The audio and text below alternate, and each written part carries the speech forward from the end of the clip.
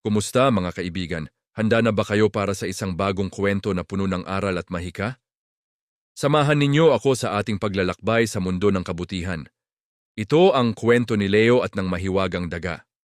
Sa isang maliit at payapang nayon, nakatira ang isang batang lalaki na nagngangalang Leo.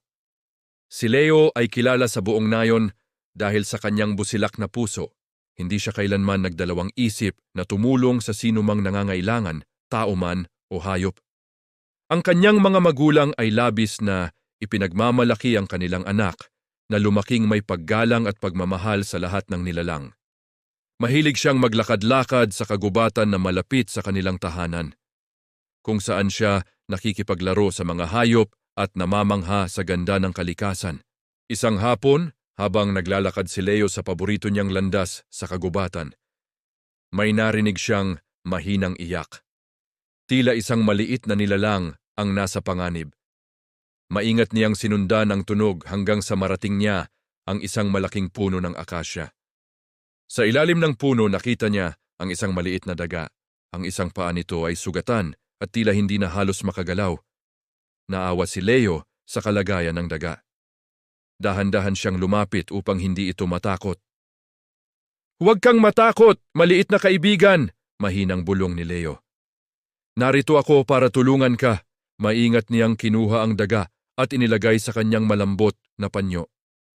Nakita niya ang sugat sa paa nito na tila natinik.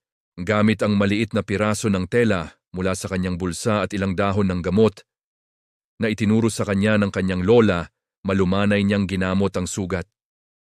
Pagkatapos, binigyan niya ito ng kaunting tubig mula sa kanyang baunan at ilang butil ng bigas na natira sa kanyang pananghalian. Habang ginagawa niya ito, walang pag-aalinlangan sa kanyang puso. Ang tanging nasa isip niya ay ang mapabuti ang kalagayan ng kaawa-awang hayop. Inalagaan niya ang daga ng may buong pag-iingat at pagmamahal, na parang ito ang pinakamahalagang bagay sa mundo. Matapos ang ilang sandali, nang medyo ayos na ang pakiramdam ng daga, biglang may nangyaring kakaiba. Isang nakakasilaw na liwanag ang bumalot sa maliit na hayop. Napapikit si Leo sa tindi ng liwanag.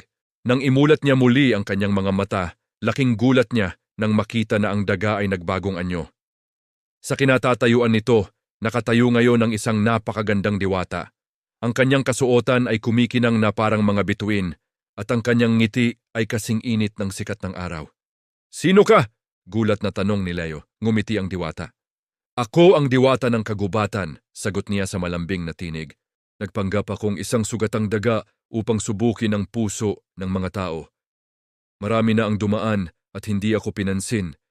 Ngunit ikaw, Leo, ay huminto at tinulungan ako ng walang pag-aalinlangan." Namangha si Leo sa kanyang narinig. Hindi niya akalain na ang simpleng pagtulong niya ay may ganitong kahulugan. "Dahil sa iyong busilak na kalooban at kabutihan," patuloy ng diwata, "nararapat kang tumanggap ng gantimpala." Itinaas ng diwata ang kanyang kamay at mula sa kanyang palad ay lumitaw ang isang maliit na supot na kumikinang. "Tanggapin mo ito, Leo. Ito ay isang supot ng ginto na hindi kailanman mauubusan. Kung gamitin mo ito, hindi lamang para sa iyong sarili at sa iyong pamilya, kundi para patuloy na makatulong sa iba pang nangangailangan." Nanginginig na tinanggap ni Leo ang regalo. "Maraming salamat po, mahal na diwata," sabi niya. "Napakalaking tulong po nito. Pangako po, gagamitin ko ito sa tama." Muling ngumiti ang diwata. "Tandaan mo, Leo, ang tunay na yaman ay hindi nasusukat sa dami ng ginto, kundi sa kabutihan ng puso. Ang pagtulong sa kapwa, maliit man o malaki, ay isang gawaing nagdudulot ng walang katumbas na kaligayahan at pagpapala. Huwag ka sanang magbago." Pagkasabi nito, unti-unting naglaho ang diwata na parang isang panaginip at naiwan si Leo na hawak ang mahiwagang supot. Mula noon, ginamit ni Leo ang biyaya mula sa diwata upang tulungan ang kanyang buong nayon. Nagpatayo siya ng paaralan para sa mga bata, nagbigay ng pagkain sa mga nagugutom at tumulong sa pagpapagamot ng mga may sakit. Hindi niya kailanman kinalimutan ang aral na itinuro sa kanya ng diwata ng kagubatan. At dito nagtatapos ang ating kwento. Ipinapaalala nito sa atin na ang isang simpleng gawa ng kabutihan ay maaring magdulot ng malaking pagbabago. Huwag tayong mag-atubiling tumulong sa ating kapwa, kahit sa maliliit na paraan. Dahil ang bawat tulong, gaano man kaliit, ay may kaakibat na gantimpala na hindi laging nakikita ng mata. Sana ay may natutunan kayo sa ating kwento ngayong araw.